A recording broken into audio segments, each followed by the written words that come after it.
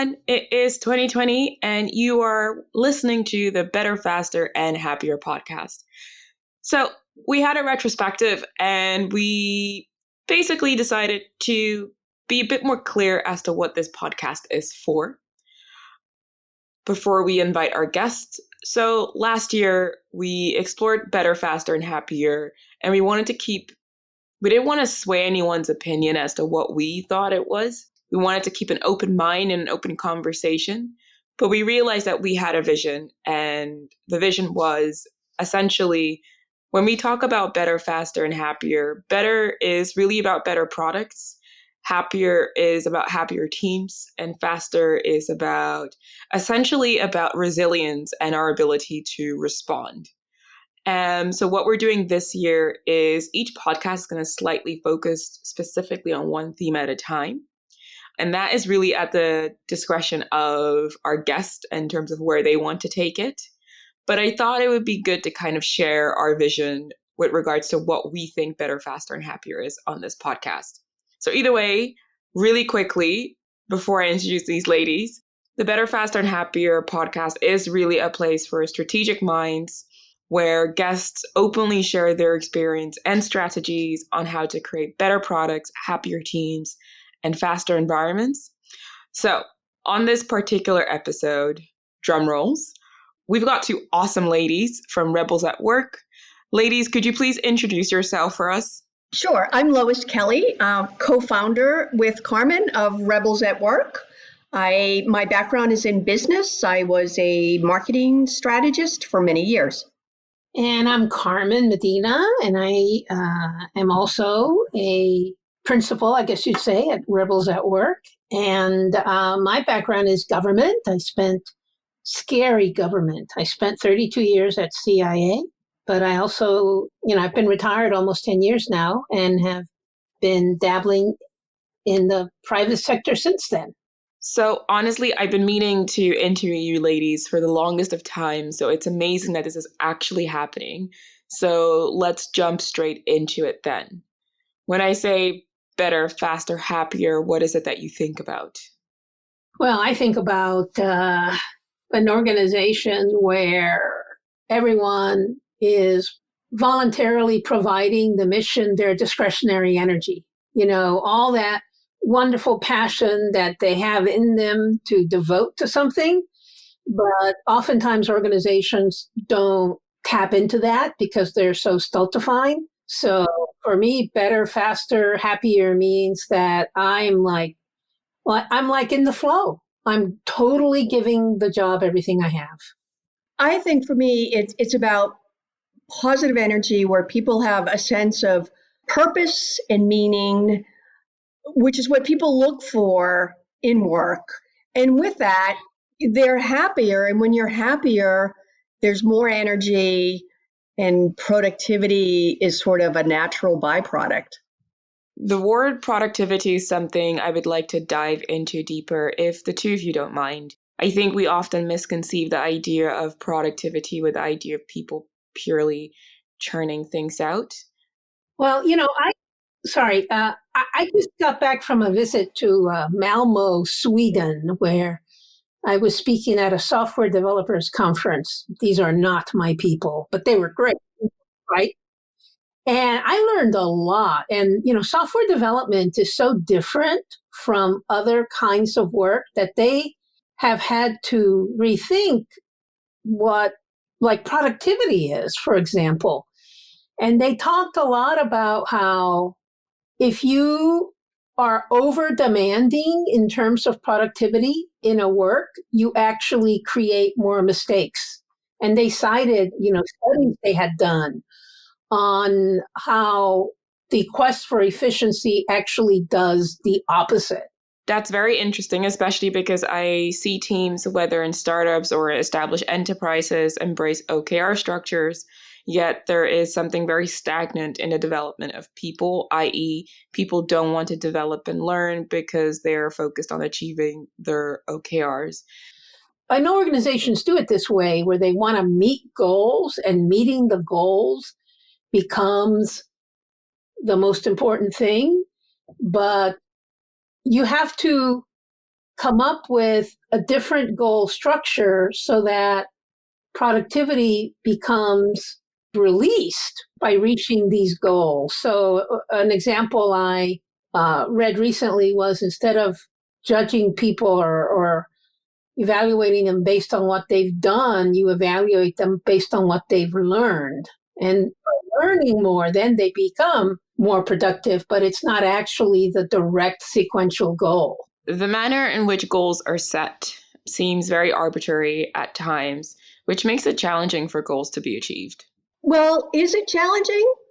Is that the right assumption? I think sometimes what I've observed is a lot people think something, they're making decisions based on faulty assumptions. And part of challenging the status quo, part of creating better ways to work, is really looking at what are the underlying beliefs and assumptions, and are they correct? Because they will change as internal and external conditions change. Underlying assumptions, that's a nice way of putting it, actually. And now that you say that, it completely makes sense, which makes me think of the assumptions we bring when looking at data in the work environment. Well, I think there's a lot around employee engagement. And one of the assumptions in employee engagement is it's proving to be a faulty assumption, is that we should have senior management communicate more to people. And that's not, and so a lot of companies, they have more town halls, more emails from the leaders, but that is only part of the picture. So communicating more is a faulty assumption. People want to be heard more and to be involved more in different ways, so it's a different thing. It's different. But I still see in employee engagement programs and what's being sold to companies is around just to, have your leaders communicate more. Well, just to build on that, I know when I was in government, there were all these, reform, change efforts, and particularly at CIA after some real disasters like 9/11, everybody was really into, we got to change, we got to become different. And some leaders did this thing where they had a change message every day, So you get to like message, literally it was ridiculous. You would get to like message number 99 and you were like, no, that can't be right. And so I've really taken by just to build on that, I'm really taken by this idea that silence is a leadership superpower, that rather than talk more, you say less and you listen more. And I was reflecting on that recently when I was talking to a former very senior leader in the intelligence community. And it's a woman. I won't otherwise mention her name, but someone asked her, well, how did she succeed? They actually asked her, what was her superpower as a leader? And she didn't answer. She gave kind of not an accurate answer. And I, as someone who had known her many years, realized that really her superpower had been silence. She was someone who rarely said a lot at meetings, but listened very carefully. And I think that was a very effective approach. That's, an assumption that you rarely hear people say, well, I'm going to be more quiet as a leader. But, maybe it can be tried. The notion that silence is a power wows me, and it makes me reflect and think about the great leaders I have had in the past. They were both passionate and could talk on subjects that they loved. At the same time, they shared a natural curiosity, which led to situations where they would be quiet and practice active listening. Now, you previously mentioned all hands. Can I be honest? I chuckled deep down inside when you mentioned that. I'm yet to attend an all hands that generally delivers value. Well, I think things become trendy, and I think some things become trendy, and some things people gravitate to because you feel like, oh, I can do that. It's sort of like we're making a town hall, check. Those are sort of the easy things to do. The harder things are changing how you have small departmental meetings or changing performance evaluation systems or getting together and really spending the time to dig into assumptions that are underlying goals and performance systems. That's the hard work. So I think there's, our reflex is let's do the easy things. But sometimes when we do all the easy things, then there's no time left for the hard things. I guess one way of getting the most out of these all hands is to ask questions, but sometimes it can feel daunting to ask questions, especially in a public forum. So one of my lessons as a leader was that when you get a question in your head and you say to yourself, oh, I'm not going to ask that question, that's a stupid question. You got to ask that question because 9 times out of 10, that stupid question is a question about the assumptions. And you're sitting in the room, you're either, the leader that is being briefed or just a participant hearing the briefing. And you ask yourself, gee, I wonder if they thought X, Y, or Z. And you go, oh, I'm not going to ask that. That's stupid. No. That's exactly the assumption question. So I always say, ask the stupid question because I'm not really sure why psychologically we think of those questions as stupid. Maybe we don't want to be seen as not trusting the other person. But those stupid questions so often hit at the assumptions. You are absolutely spot on about the assumptions. I mean, imagine a world where teams and individuals were honest with each other and about their assumptions. Yeah. Well, take, for example, sadly, important leadership lesson or case study right now is the Boeing 737 MAX. And only recently it has come out that the Boeing engineers knew that there could be a problem, but that the pilot would probably correct it. And their assumption was that the pilot would correct the problem, would recognize what the problem was and correct it in 4 seconds. And now everyone is saying, are you nuts? When something happens that alarming to you in flight, your first reaction is to be startled. And it can take a lot of seconds before you get over that being startled to figure out what to do. And I got to tell you, clearly, no one in Boeing asked the stupid question, well, how do you know that the average pilot can respond in 4 seconds? Where's that coming from, right? It is a shame because we honestly lose sight of so much valuable information because listening quite often is not the norm, unfortunately. I think it's a reason why it's so important for companies to really listen to people closer to the customer or who you're serving because they're so close to it, they feel the pain. And so it's important. Sometimes the higher up you go, those voices become fainter and fainter.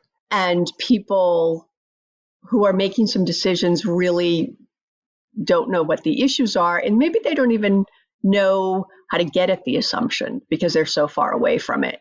There is certainly more awareness in the industry on being closer to the customer. And I think we probably have the fair's market and competition to thank for that. I mean, I agree with it. I think that, and I do see more companies as they're going to sort of design thinking and building that into, design thinker, user experience, that there is an awareness that we need to be closer to the customer and we need to involve people who are working with the customers. So I do see I see some positive movement there. This might be more relevant for the more established startups and businesses and enterprises. However, the role of the leader changes as they need to rely on their teams to understand what customers want, as the teams are the ones who are eventually going to get closer to the customers. Unfortunately, the idea of leaders leaning on their teams seems to be more of a fantasy than a reality. Yeah, I mean, the leader needs to recognize that their expertise level changes throughout their career. So My career was at CIA and we wrote analysis for a living. And I could have spent a lot of time rewriting the analysis of the people working at CIA, but that wasn't really a good use of my time. So what was my expertise about? My expertise, I often thought the expertise of leaders in sort of high positions is really should be about anticipation, not so much about vision, because I think vision has to be formed. Everyone has to contribute to the vision, but anticipation, having the time to think about what might be coming down the road that nobody yet is thinking about, that really seems to be a real competency for senior leaders. And yet I don't often see that competency expressed. Yeah, I would agree with that. I recently led a retreat, a leadership retreat for the top executives of a $60 billion company. And I thought it was a warm-up exercise, was to just brainstorm everything that could be like, go horribly wrong. And I thought that would just really let them vent of all the things that could go wrong. What shocked me is the things they were coming up with were so short-sighted. Uh-huh. And I said, listen, I'm an outside facilitator, but here are the things that I think could go wrong with your business. And I just started rattling them off. And they were like deer in the headlights. Just, I'm like, what would you do if there was a hostile takeover? And they're like, so it's really interesting how that's just, to Carmen's point, a muscle that many, many leaders never use. And then, and because things change so quickly, if you haven't anticipated those things, it's really hard to respond when they do happen. Yeah. A question I like to ask, and I've been in that place, Lois, where you ask a group of people to think about what could happen, that would be really a shock to the system. And they are so unimaginative. And you're like, are they not like even reading the newspaper or whatever? But a question I like to ask is what percentage of your processes do you need to change every year to keep up with the changing environment? And I usually get a deer in the headlight look because they have never asked themselves that question. We know the world is changing, so what percentage of what I do has to change every year just to run in place? That often can open up a very useful conversation. What percentage of change are we talking about? I get everything from 50%, 20%. I would say that the average number is about 10%. People say that they need to change at a 10% rate every year, which of course means your whole company turns over every 10 years, which doesn't really happen in too many places. When would you say that this change should be made or at least be considered? Well, I think it's part of any sort of, it's part of every planning cycle, or there are quarterly meetings and there are annual meetings, and it's usually not in the process. And it's very easy, and it's something, it stirs up a lot of good energy. It doesn't take a lot of time. You just have to have the discipline to start doing it. So, ladies, it's been an absolute blast chatting to the two of you. And before I go, I just want to find out what you're anticipating for 2020 in the space of better, faster, and happier. Well, I would say it's a very tenuous economy. And so I think the global economy we don't really know what's going to happen. So that's looming for people. And so I think that will influence strategy. It will influence having honest conversations with employees. So not hiding the challenges and difficulties, but looking at like what will we do? How will we do it? There've been some organizations that I know recently who, when they've had to make some decisions, have decided that everyone will take a pay cut, so we don't have to lay people off.